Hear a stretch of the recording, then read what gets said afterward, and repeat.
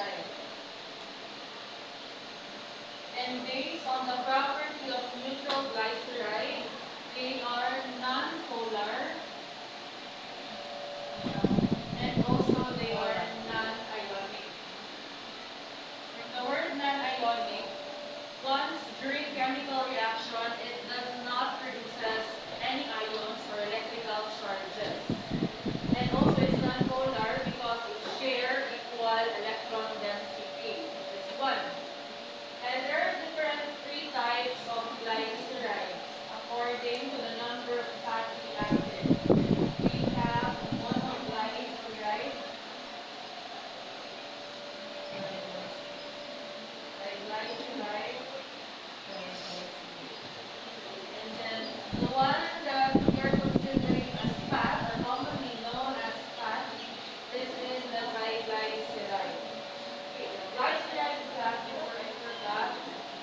It is a lipid. Of course, it's lipid because it's part of the classification.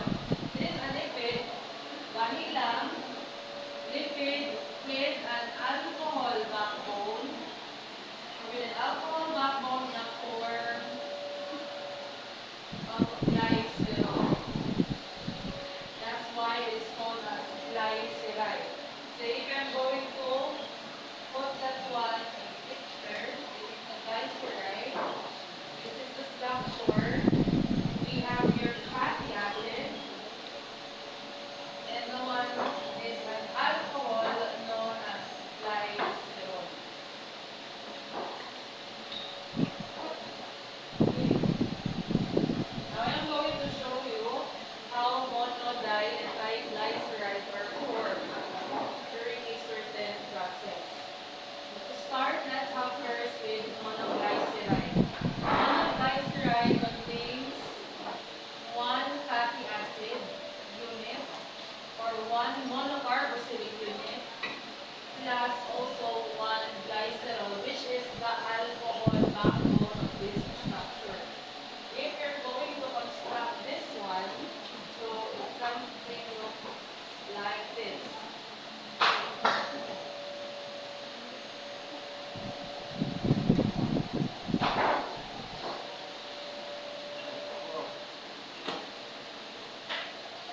Okay, what can you observe in the structure? How many carbons are there? Three. There are three carbons. And what can you observe on each carbon? Okay, there is something attached to it. And what do you call this one? Alcohol. The alcohol is the name of the functional group because of this. What's the name of this? Okay, it's the no, it's not carboxy. It starts with letter H. Okay, it's the hydroxy. So once there is OH or hydroxy in the structure, so technically it is an alcohol in the form of glycerol. So this one is a glycerol unit.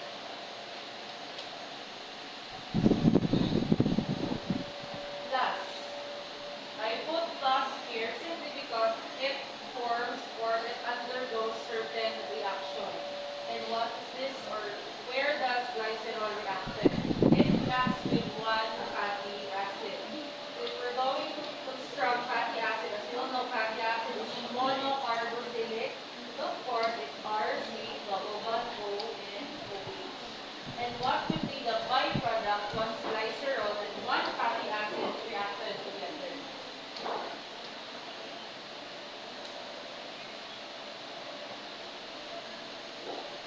This one, right here. So the OH, this one, the OH, in the fatty acid, will react to one of the hydroxy unit in the glycerol structure. And this would be the first hydrogen unit in one of the hydroxys in the glycerol structure. So it will be reacted with this. Now, if we're going to combine the OH and hydrogen of one certain OH in the glycerol, so we have H, and then we have also another H, that's 2. And then we also have another one, which is oxygen. It becomes a water molecule or H2O. So that is one byproduct upon the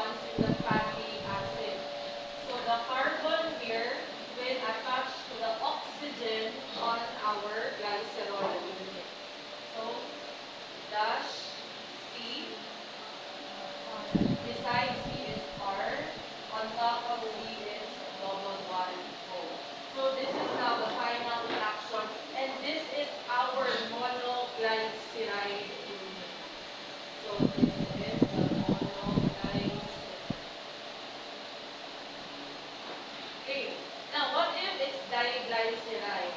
The process is still the same, however, the quantities now are different. So for this one, diglyceride, from the word di, of course, there are two fatty acids already.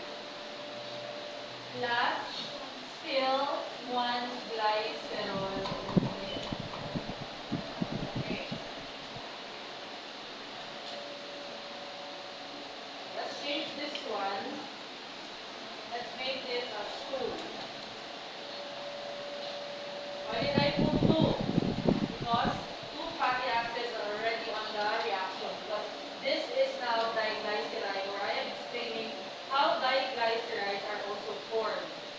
So we have two fatty acids. So once there are two fatty acids, meaning RCOH number 1, and we have also second RCOOH. That is the second RCOH. So technically, I am going to emphasize it further na anay duha ka RC double bond OOH. This is the first fatty acid. This is the second fatty acid. So the OH of the first fatty acid already reacted with the hydrogen on the hydroxy of the glycerol. This one also will have the same fate as the first fatty acid. It will also react with the second hydrogen on the second hydroxy of the glycerol unit. So this one will react with the second hydrogen. And what do you think now are the number of water molecules produced for diglyceride? There are 2 water molecules units now. Why 2? The first fatty acid produces water. The second fatty acid also produces water. 1, 2. And also here, this is not monoglyceride anymore. This one becomes diglyceride. Why? This is the first fatty acid, and then for the second fatty acid, it will become the same also. So, this one, C, R, and then the double bond O. And this one is remain unchanged because we have only 2 fatty acids. So this is now the diglyceride unit. But in case that there are already 3 fatty acids, we are now producing a triglyceride, or that is already considered as the fat, which are located in our adipose tissue. So I am just going to make this one clear as possible to avoid confusion.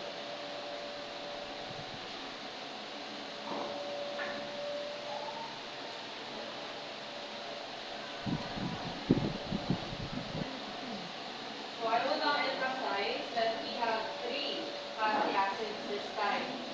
The first OH on the fatty acid reacted with the hydrogen, or first hydrogen on the OH.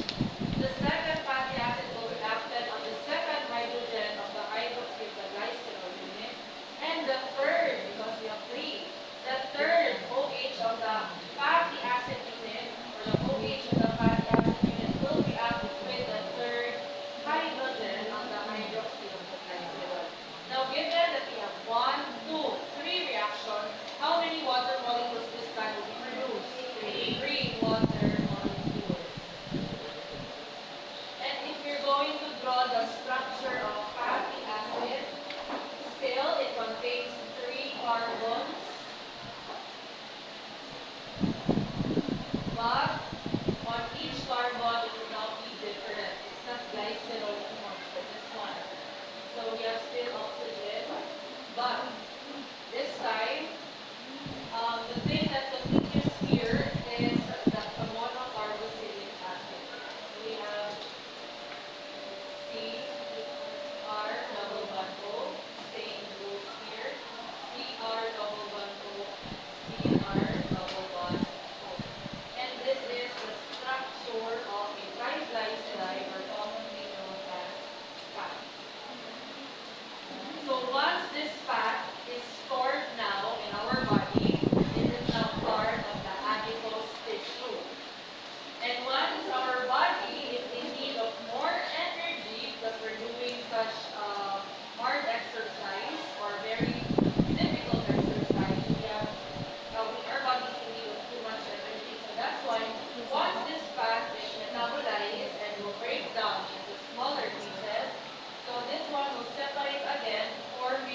fatty acid. So it will reverse. The reaction will just then reverse. Okay, that's it. It will undergo esterification process. And esterification process will be explained once you reach the reactions, the different reactions of this. Right. Now, what are the uses of glycerides? Specifically, the monoglyceride and diglyceride. So usually, class mono and diglycerides are useful in the food and beverage industry because these two act as an additive or emulsifying agent or emulsifiers.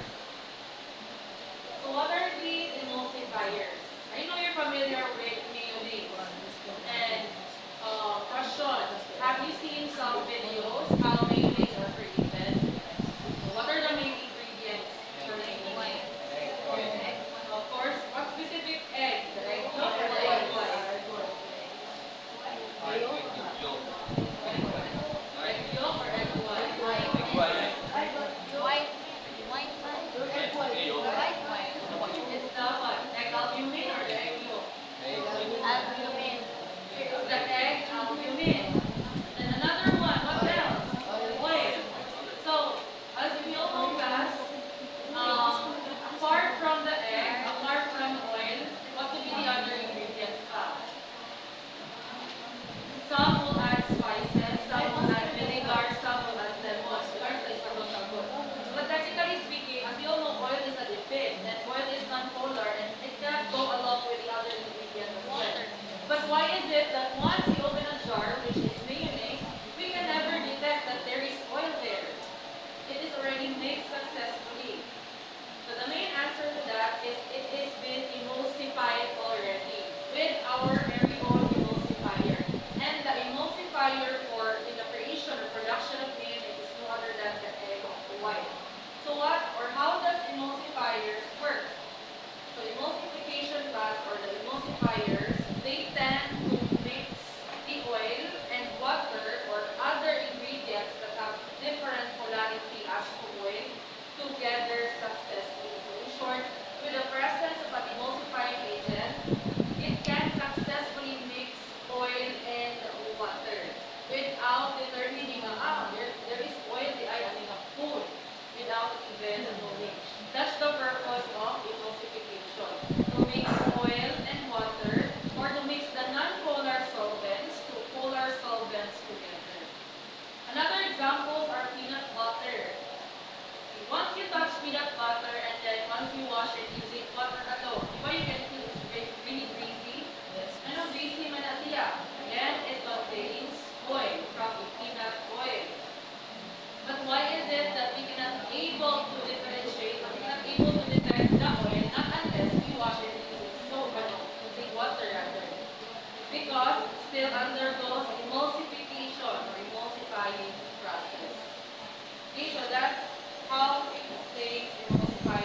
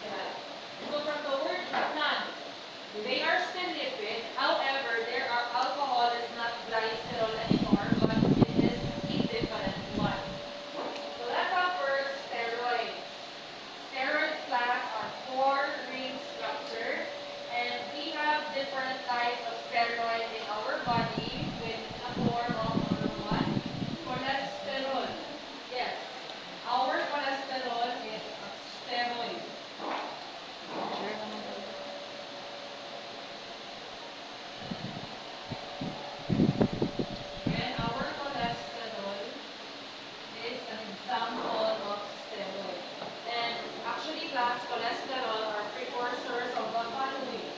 Meaning, in cholesterol cholesterol, kaning duha nga akong i-mention karon will not exist. What are these? Our very own vitamin D. In short, the creation of vitamin D depends on the production of cholesterol.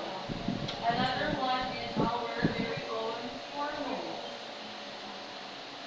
or the chemical messengers in our body. And without cholesterol, there could be no hormones as well. So how does vitamin D is created out from the cholesterol? Did I explain this one already? Yes. Okay, where does the vitamin D synthesize? Nervousness. In our skin, specifically a certain layer in the dermis, wherein once it is being kissed by the UV rays or penetrated by the UV rays coming from the sun, it will be triggered and then it synthesizes vitamin D. But the vitamin D will not stay longer in the skin because it will be delivered to its target cell, which is our bone cell, through blood stream or blood vessel. And as well, our hormones, it should be made up of cholesterol or sterol because from the word itself or from the function itself, they are chemical messenger. They tend to send signal, they tend to send something from one cell to another. It depends on the situation. Another one, bile acids. So, bile acids are also cholesterol. I know, sorry, steroids rather. Bile acids are produced in our gallbladder. And the purpose of bile acids, once we want to emulsify large globules of fat, okay, kani mo itong bile acid gas, more na siya og soap. Diba? Once we remove the greasy part of some, for example, food from the food that we eat, once we want to remove that greasy part, ito sa ka, ito ang balbakwa. Yan, balbakwa. Very fun na siya, sebo. Sebo. Of course, you cannot remove that one once you use water alone. You have to use the soap too, sabon para matangkad. So the purpose of that soap is to make those large globules of fat para mas ma-disappear siya, mas ma-dissolve siya. That is how bile acids are, or that is how bile acids work rather. So the purpose of bile acid, once our fat will now be broken down or catabolized into smaller ones, bile acids will be released in the system. As this bile acids released in the system, together with the large globules of fat, it will be chunked. It will be chopped up into smaller ones. And with that, we are now creating a dietary fat in which our body can accept this one. Imagine class, kung saan kalaka ato ang cell. Makasuhod ka ni no. That's why it has to undergo catabolism for the large ones will be broken down into smaller ones. Now, with the aid of the bile acid. That's why we have to protect our gallbladder. Okay, once you have gallstones, and once it is already infected, other manggol, masave pa ang gallbladder. Kinara either with surgery, pinagtama ng gallstone, or it could be through medicine. Inilis ang gallstone through medication, or oral medication. But there are some cases na di na siya madala o surgery, di na siya madala o oral medication. What will happen is tamtamon din ang imong gallbladder. And once that happens, wala na yung produce of bile acid. So technically, unsa naman ang imo ang diet? So unsa naman ang kaya nimo? So dito ka magkaon ng mga fatty substances or fat foods or fatty foods. So di na nimo ma-enjoy. Maglaway na lang kapag ng manegensyon, na ay nilatan, init yung sabaw, nga pag-ubugoy dyan, kung hindi kita amon, no? Makalaway mo ba ng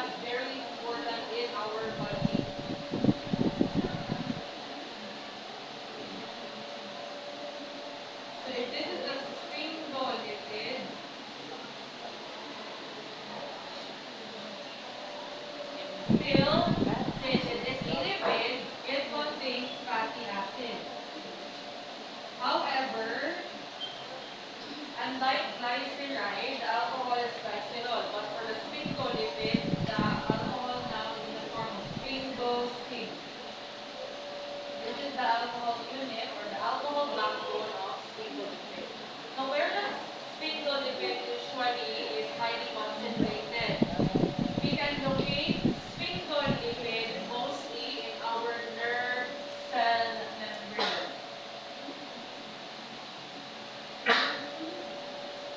What's the function of our nerve cells? Our neurons. Okay, send signals. What specific type of signals? Okay, Kanisha, send a signal to hormone. But chemically speaking, how about our nerve cell or neuron? Yes, very good. It sends electrical signals through synapse, so big synapse.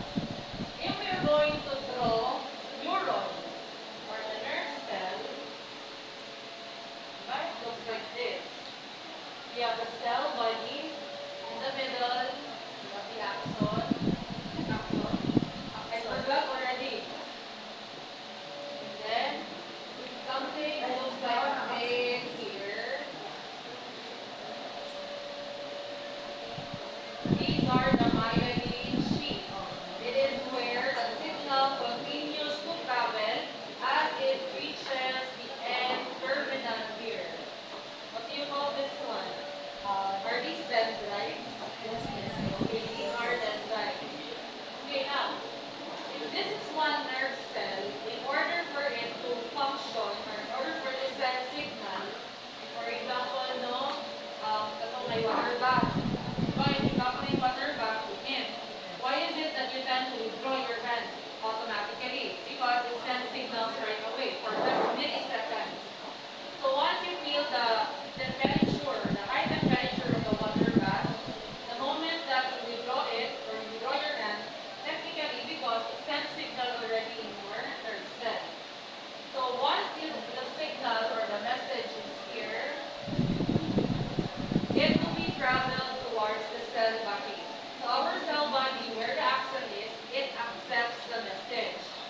And once it accepts the message, it travels toward the myelin sheath up until the last part, which are the dendrites.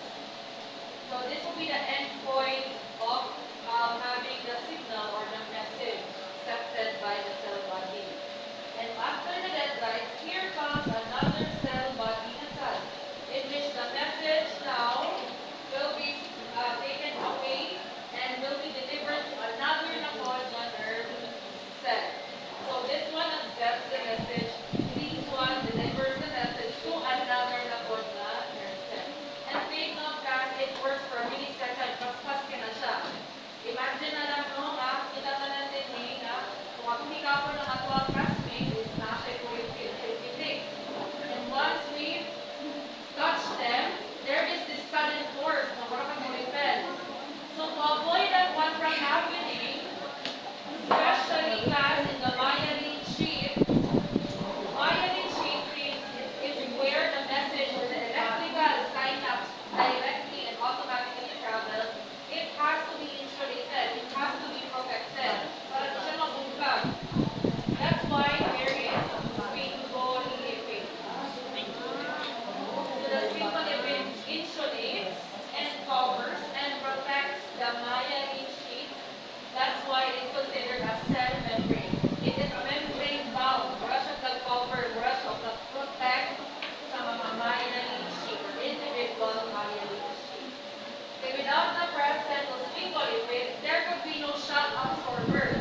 Electrical impulse class is a sudden trauma. It is a sudden force. And dapat na ay mo absorb ang force in the form of sphingolipid. That's why it is very highly concentrated in our brain because of the nerve cell, presence of nerve cell. Now, it's very important to intake food that are rich in sphingolipid because if it has this dietary supplement, it provides this kind of protection for our myelin sheath. Okay, by that time class, our sphingolipid deteriorates, magilis kanina siya, so as the myelin sheath as well. And once it happens, muna na, hindi na kayo ma-receive directly sa message, wala ko kang makumot. Usually, muna ang mga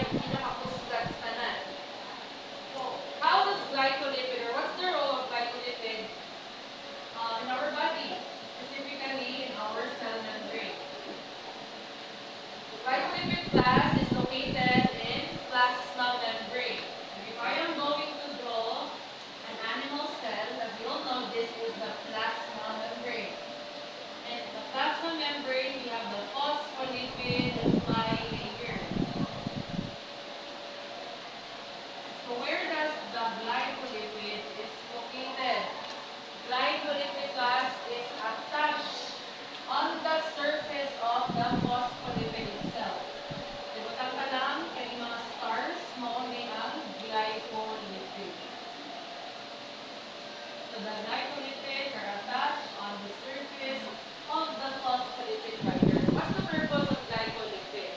Glycolipid class is for cell recognition and cell signaling purposes. So the word recognition, it recognize a certain cell. So if the phospholipid bilayer here act as a regulator, kung sa ribosome, what comes in and out the cell, kanimong glycolipid, it acts as like a security guard aning ang fence. So siya mo confirm or siya mo magpa-open sa phospholipid bilayer if that cell or a certain cell or a certain organism tries to enter the cell. So siya mo recognize na this kind of cell, this organism, this foreign material is pwede na siya sa cell because it does not do any harm. That's why the glycolipid class serves as a protector against any virus or any bacteria that tries to invade our body. For example, na ay bacteria din or virus. So the virus class, the virus tries to outsmart glycolipid. Tao pa rin si virus, no? Hindi siya, uy, chief, masudla ko, kaya talaga, So, of course, as a glycolipid with lots of source of energy, glycolipid has tendency to recognize, hindi pa nang examine from head to foot. So, are you really from here? If yes, okay, I will let you, or I will allow you to enter. So, phospholipid, please open some space para makasold siya. But, once the glycolipid tends to recognize na you're harmful or you're not part of the cell, so you will not be allowed to enter. But again, our body has limit. Hindi perfect ang atong lawas. So there are times that the virus can outsmart glycolipid. O na nga makasold siya sa cell, and ako na siya busy, pamita sa atong nucleus because it contains the genetic material.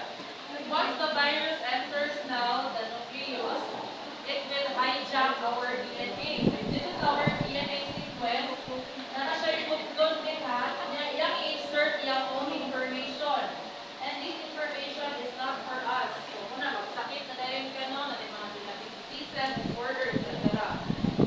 So, ano man good na maka-outsmart somehow si virus. You know, coronavirus, na COVID-19, if I am going to draw that one, it looks like nasa mga keys or mga crown. These keys over here, these are protein receptors. So, kaning mga protein class, somehow, pwede rin siya ma-accept din eh. Pero ito, yawi, kalagang yawi, no? Wala mo yawi sa balay, nag-test ka lang ng mga yawi. So, pag-testing, wala na-open siya, bisag hindi ka dapat ang iyang keys. So, natin mga tendency nga na maka-open na siya ang iyaka.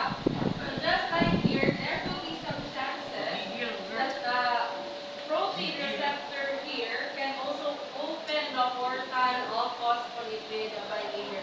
That's why it can sometimes outsmart glycolipid. Okay?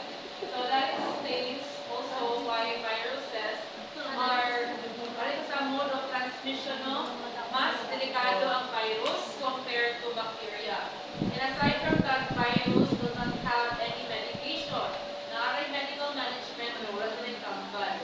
Unlike bacterial, we have antibiotic. So if may kadok, na ako'y flu, viral infection, ito antibiotic pain. Dili na makaayon ng antibiotic sa any viruses ha. You don't have any antidote, only medical management and medical intervention. So that's for the glycolipid. And then I will explain lipoprotein later because again, I'll take separate slide. Oh, by the way, before I forgot, we have clinical relevance here. So once there's an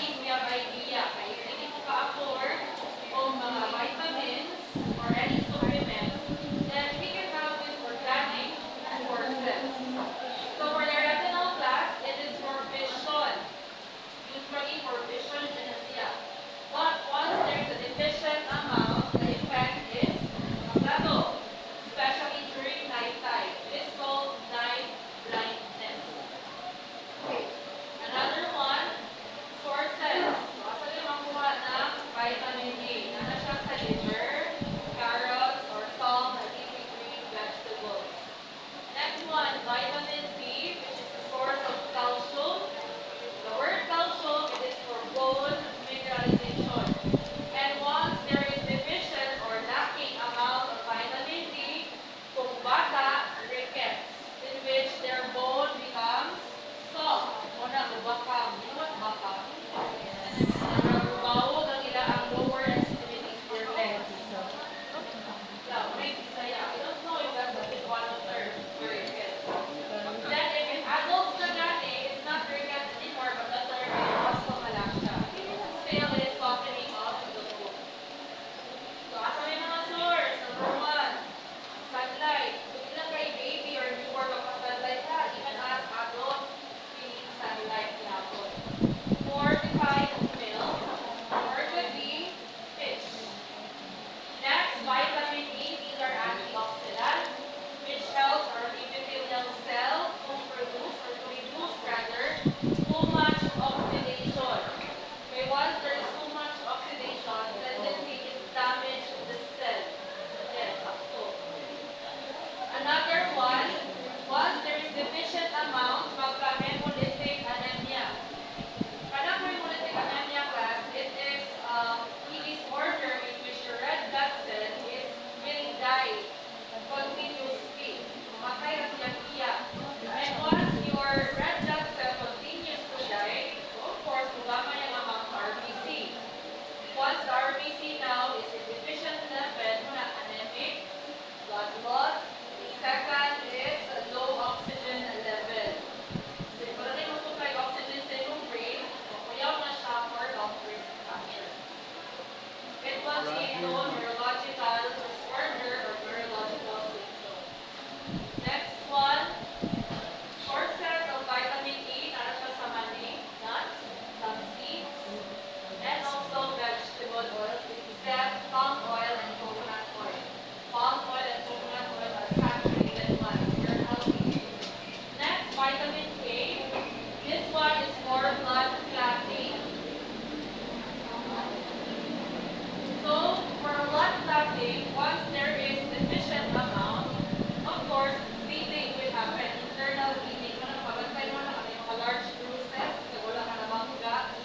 Yan, kuya, pinag-bleeding class, kaya pag-bleed ka internally, kung nakuha na ang blood na imong vessel. And once makuha ang blood, so wala na yung supply of oxygen all throughout our body system. So, pag lower na gani yung oxygen, especially sa brain, again, it will cause neurological disorder. Okay, need yun niya ang oxygen tanan. Okay, our body undergoes cellular respiration. And one raw material upon having cellular respiration is no other than oxygen. Then also, leafy green vegetables, broccoli and liver are the main source for vitamin. Pero kung wala mo magluto, gano'ng kwarta, makalit ang especially the fat soluble vitamin. Okay. So the next or succeeding slides gives you idea mga food sources. So sa may mga functions. Example, coconut oil is a saturated fatty acid. And ang saturated na siya, of course, it raises the LDL or the bad cholesterol. Once there is too much in of it. Then olive oil is a monounsaturated, so it is a hard, healthy oil, meaning it helps us to reduce the levels of LDL or bad cholesterol. Then also we have salmon and flaxseed. These are polyunsaturated fatty acid. It is rich in omega-3, which is good for the heart. And it is also anti-inflammatory because we avoid inflammations in our body. Sunflower oil. Kasi mahal din ang sunflower oil ka. You want to purchase that one. It is rich in omega-6. Then it is also essential but for pro-inflammatory once it is in excess. So nang may mga some too much of it will also lead to health risk factors. Dapat balance siya. Okay, another one. It's a moral introduction of food, their types, and their functions.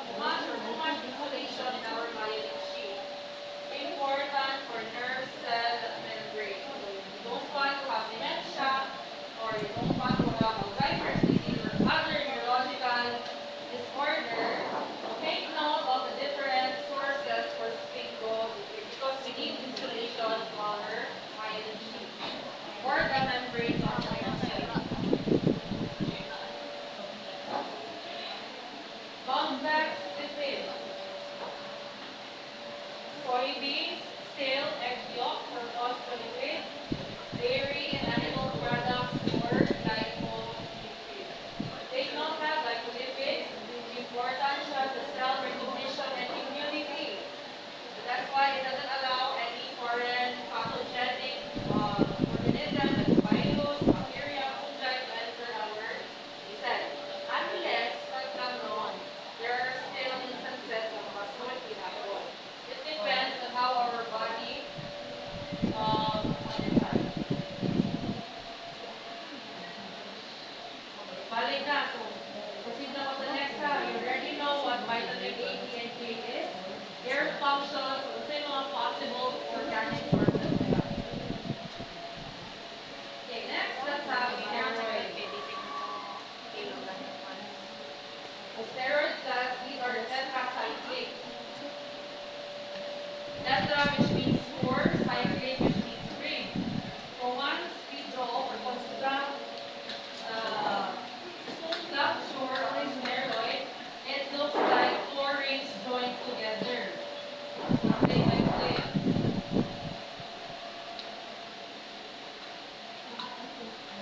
Basta upat siya ka, cyclic rings merged or comes together. That is for steroid. That's why it has a very complex structure. So that's why class, one biological property or one general characteristic of lipid is structurally diverse. Na-structure ang lipid na murag triglyceride sa maganina, na-structure ang lipid na murag pang fatty acid, which is just a long shape. There are also structure that looks like this. So it comes in variety. So for us to need steroid. So steroids class are very helpful, and once there is limit amount of steroid, these are the tendencies to happen in our body. Again, it's a black study of steroid. We usually may count sa dalawa. Number 1, delayed puberty. So kung paano may mo nala baby-face ka without knowing that it is already a negative sign or warning. Because wala kaya ni, for example, girls, once you reach puberty, what are the common effects? Enlargement of the breast, or to be widening of the hips, or changing of your mood, hair, etc. Okay. This up until now is wala kaya ka-experience ng mga adolescent stage or adolescent processes and stages, technically because you have limited amount or deficient amount of steroids in your body. That is called a delayed puberty. Another one, impotence. Impotence, impotence. Okay, baog. Usually, lalaki ang makakuha kanina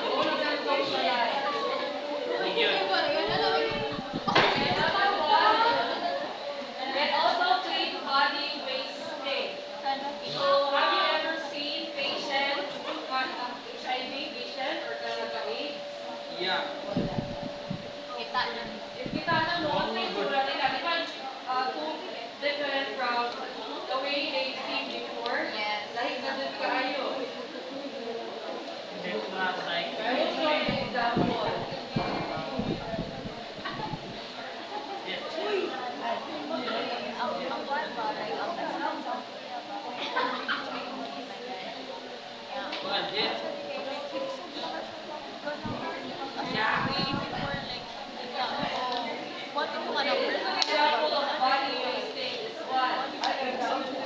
Yes, the word body wasting. Dahil gilabay something in the body.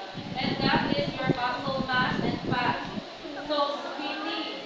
Skinny na kayo ka. Bukog na dyan ka. Go to go na natin. Okay? That is body wasting. And somehow, some age, some type of patients tend to have a steroid treatment because it is that one. Okay. Another one about steroid.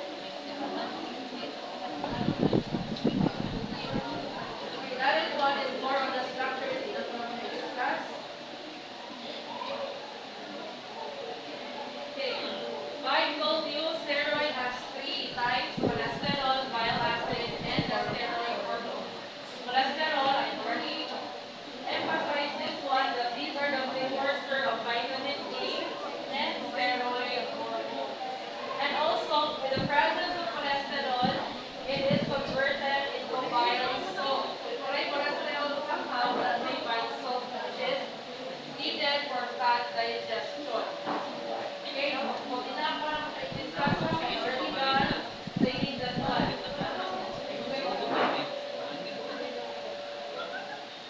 Okay, next, the steroid, different steroid hormones.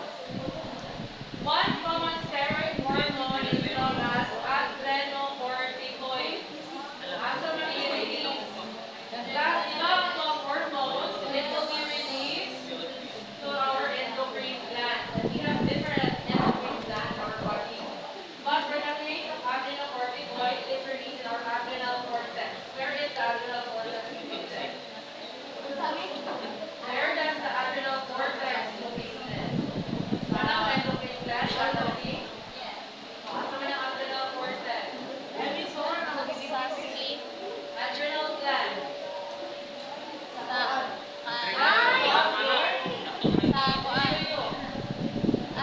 So many organs ang likod. Amazing organ. Just above your so many basic organs in the likod. Sir, Dr. K. Okay, just above your kidney is where the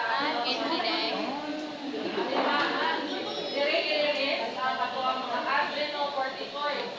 What are the common examples of adrenocorticoids? Number 1, glucocorticoids. For example, cortisol. From the word gluco, it is glucose. So it provides energy. So when a cortisol gas, it is known as stress hormone. Tawag ng stress hormone, gawas na si cortisol during stress time, stress moment. Okay, kung saan ay mapila during stress moment, kapoy no. Kasi kung maghihilang plan, ulat ng lawas, mula, wala iwana, loss of appetite, body aches, body pain, etc. Ang uban sa no, kaya parang gubag-gubagan, kaya may mga ulat-ulat sa ilang lawas, inflammation of something. Anak, because of the stress. Now, once this stress moment is happening in our body, cortisol will then release. Release na niya from a certain gland. Ang help ani ni cortisol gas, kung ilantan man galit ka, kaya naka-stress ka, yang ibalik o regulate yung body temperature. Ibalik po niya o regulate yung pulse rate, kasi hindi ka hyperventilate. Ibalik po niya o regulate yung mga other hormones, and also your metabolism para mabalik yung appetite. Kaya sa tabangan, in case na yung mga inflammation or infection, cortisol will also help with also the aid or the help of the immune system. So, muna yung gamit sa cortisol. But again, too much level of cortisol is also lead to health risk. Muna class is not advisable. Stress natin mo, sa lakad na or ba? Ay nagbago ka 1 month. Actually, due to health risk or some critical illness or kanang necessary one. Next, mineralocorticoids. These are also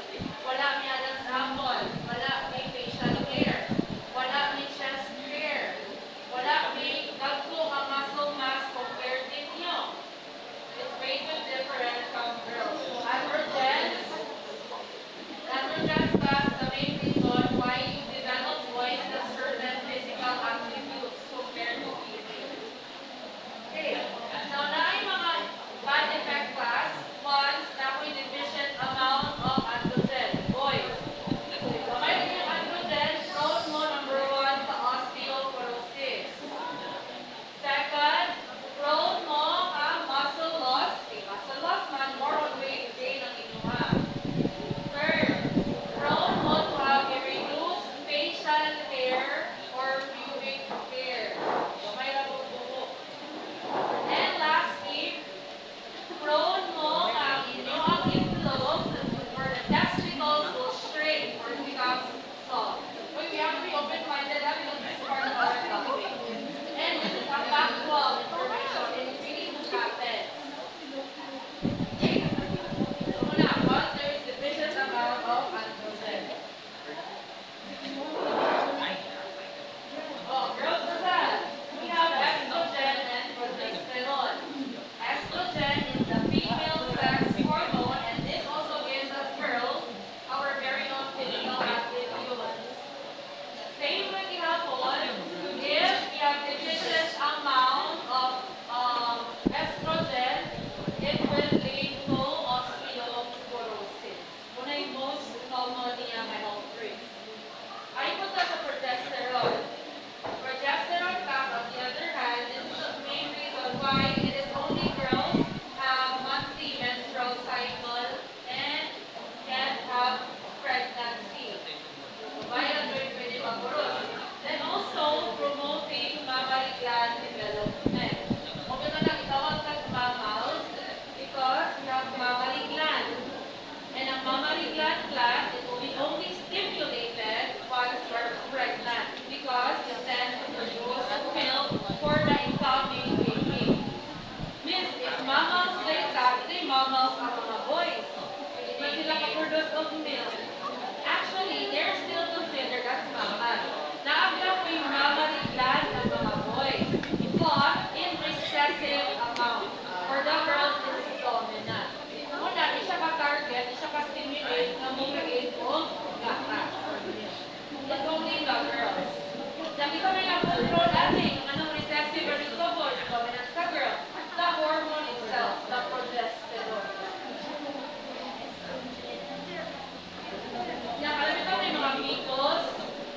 Kaya may fetus class, instead na higher ang ilang progesterone, mas taas ilang testosterone level.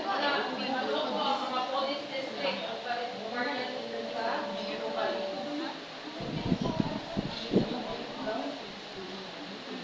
Okay.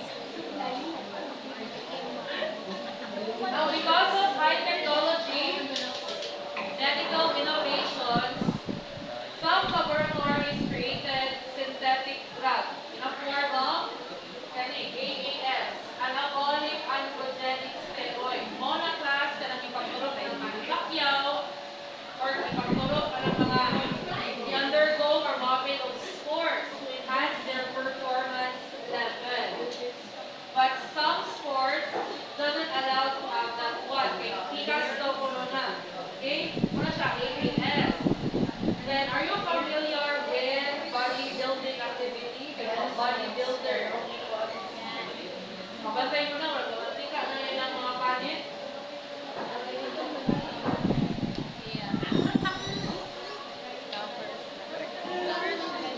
Okay, so these are the bodybuilders. Sila. How do you think they able to achieve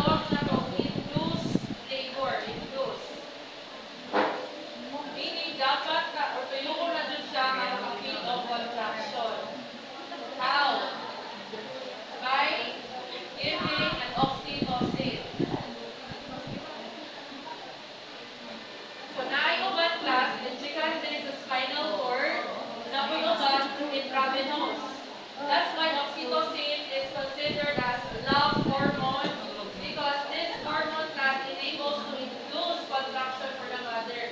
Kung hindi siya kapilog contraction, ang baby mo ay mamatay. So this is considered as love hormone which serves as love of the mother for the baby in order to save the baby's life. Okay? Next one, prostaglandin F or PGF2. It is more for reproductive function, specifically girls, our menstrual cycle. Next one, PGI2. This one is for vasodilation. Ang thromboxane is for vasoconstriction. Kaya ko nang ito para mas masabtan. Okay, this is our blood vessel number 1.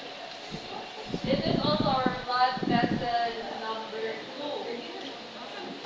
From the word vasodilation, dilate, which means to enlarge, to baga.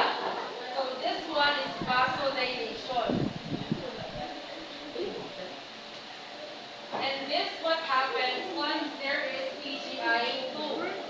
This one is vasoconstriction. So why does prostaglandin has this two-way process? Depende kung sinita po sa body.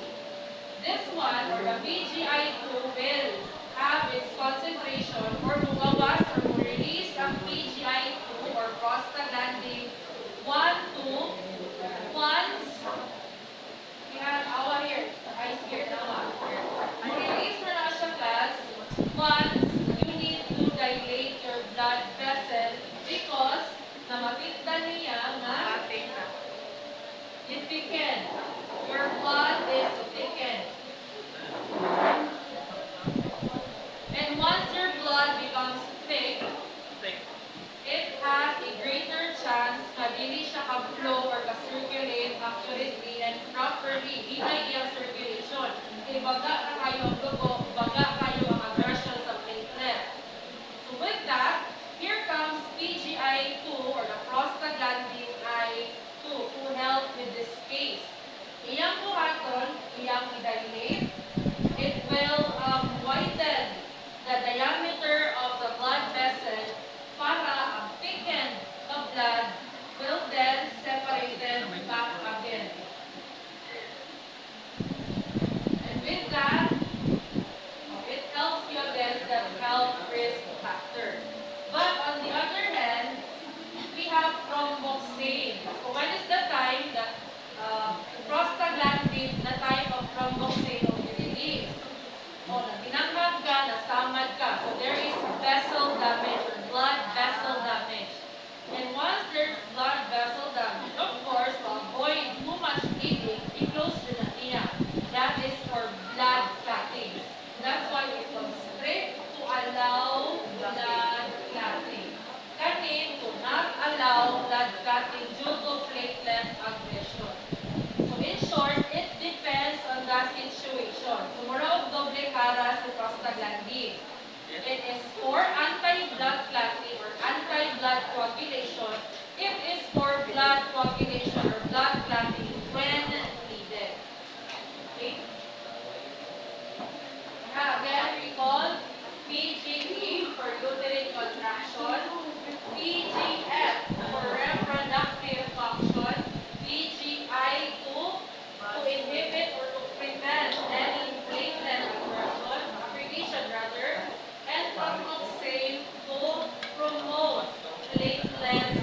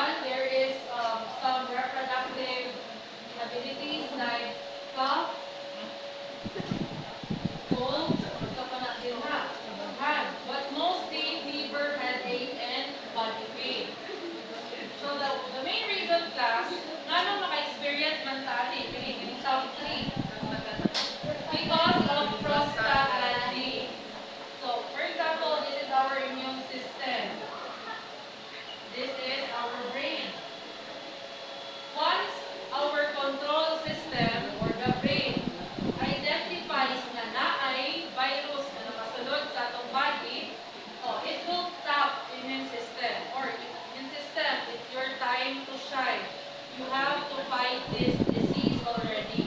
Okay, so the immune system now will fight off together with the white blood cells and leukocytes sa virus na nakasod. And once it fights off, tendency na niya class, it will trigger some hormones, specifically prostaglandin. And because of the presence of this, prostaglandin will be highly concentrated, malaghan. It will be released to a certain gland. And once prostaglandins are released, this is the main reason why we have high body temperature, headache, and body pain. So if manuol na class, may ilantan ka because of viral infection, no, ayaw mo kagoon. Why? It is a good indicator that our immune system is not a not nonchalant, meaning active siya, meaning linihok siya. It is working its role and responsibility. Mas makuyawan ka, naka-viral infection na ka, pero ano wala effect sa bawas. Okay? So fever class is not an illness, it is also not a disease. It is some type of chemical or reaction inside the body due to infection and inflammation.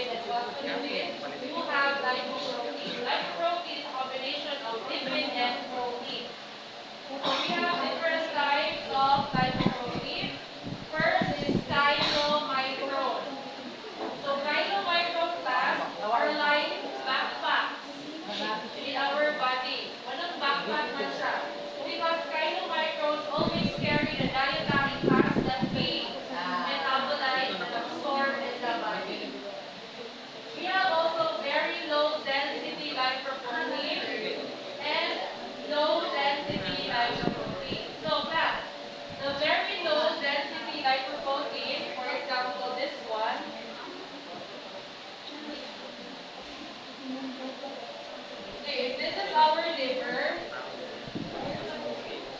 very low density lipoprotein will move out from the liver and it will be delivered towards the blood vessel.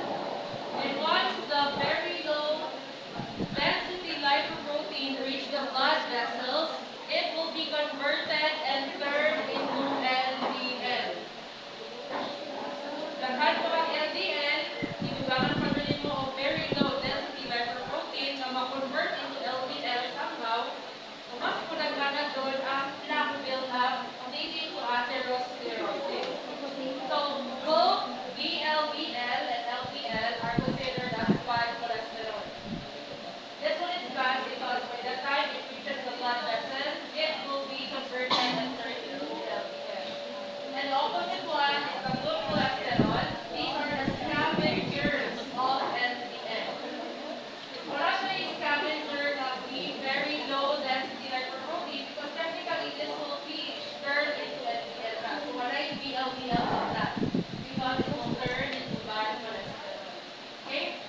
So after hunting LDL, it will, or the LDL will be put back to the liver for metabolism or absorption. Okay. Okay, we're done with this. You know already what are added. Vitamins, function, risk factor, water deficient ka mga. For reason to you guys, don't worry. And also the most important one, as future nurses, so the purpose na nung nag-gusto mag-fitness. The biological importance, the risk factors was there is an imbalance amount. What do you think? Because there are instances for sure na makamit mo patient na may mga cases pertaining to lipid malabsorption, lipid digestion, or lipid na mga types of genetic disorder.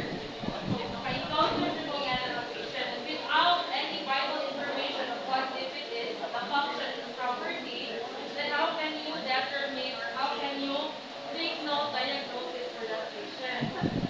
How can you give medical narratives? How can you provide medical intervention for that patient? For example, this one. If you don't know what LDL is and what LDL produces in our body, how can you provide medical intervention for this? For example, if the patient has elevated LDL cholesterol, what do you think will happen to the patient? Heart disease. Fatty liver, heart disease, myocardial infarction, or itawag na siya heart attack. Ano pa? Ugatan. And once the patient is high risk, I mean, we mentioned na ito mga illnesses and diseases, well, what would be the medical intervention or medical management para matabang ang patient? Hindi naman ninyo ihatag ng medical intervention. Very good.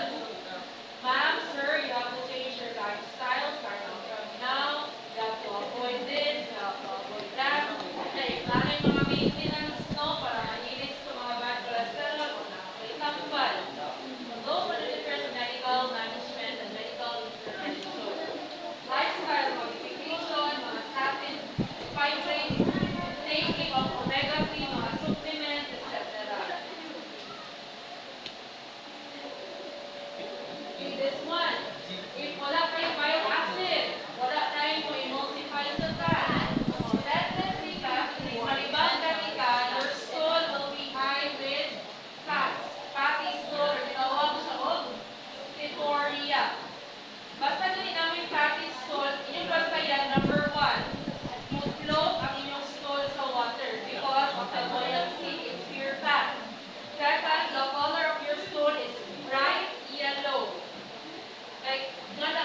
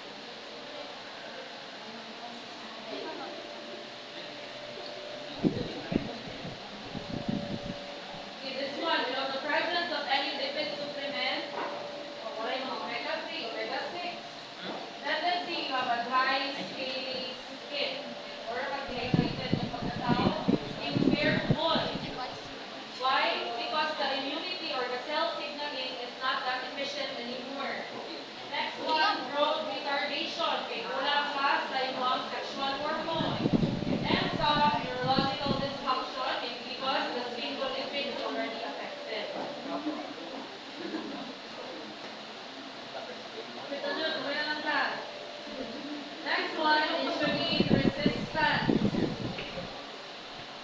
Okay, ito lang ang explanation.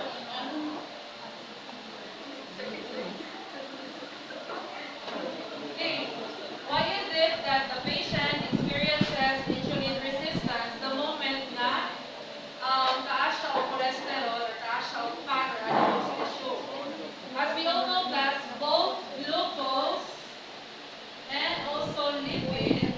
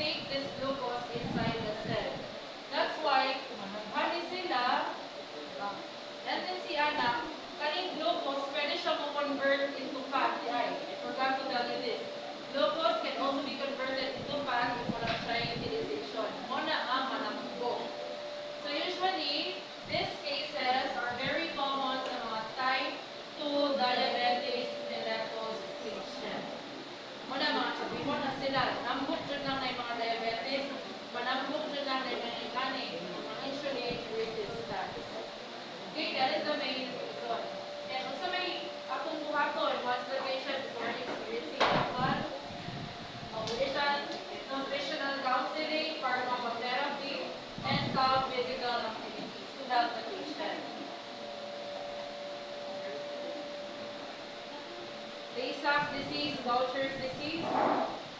Okay, you can research these different diseases along the internet and why is it related to lipids. Okay. Hepatosplenomegaly, megaly which means enlargement. Hepato which means the liver. Spleno which means the spleen. So may baga na nag-enlarge na ibang liver